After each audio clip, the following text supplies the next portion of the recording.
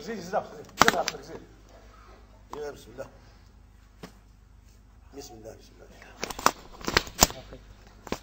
اطلع ان شاء الله. ميرسي ان شاء الله. بونجور. يرحم والديك. فوالا هذه ديرها هنا ان شاء الله تعالى. Maintenant, Inch'Allah, chère notre sœur,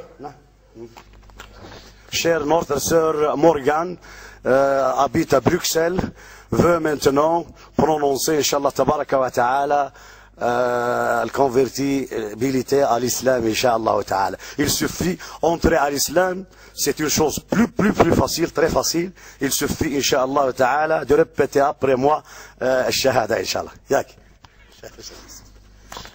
بسم الله أشهد أن لا إله إلا الله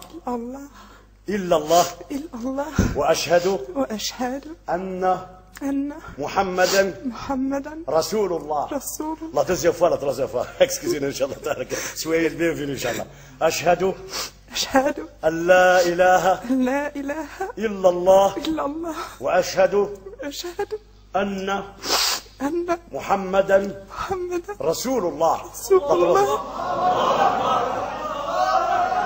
أشهد أن لا إله إلا الله وأشهد أن محمدا رسول الله تكبير تكبير شكرا إن شاء الله على هذه.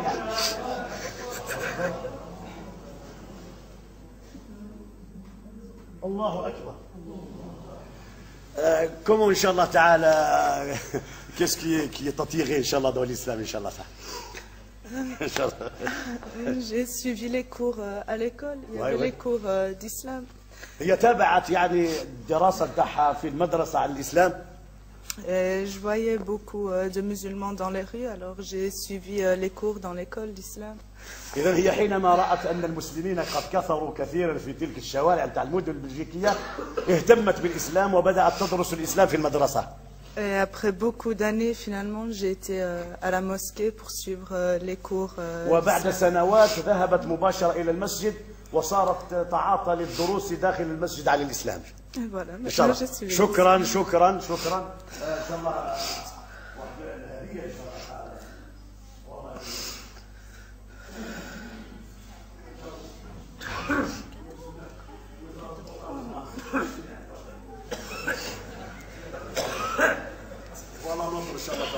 notre cadeau de la mosquée تتوابين إن شاء الله تعالى.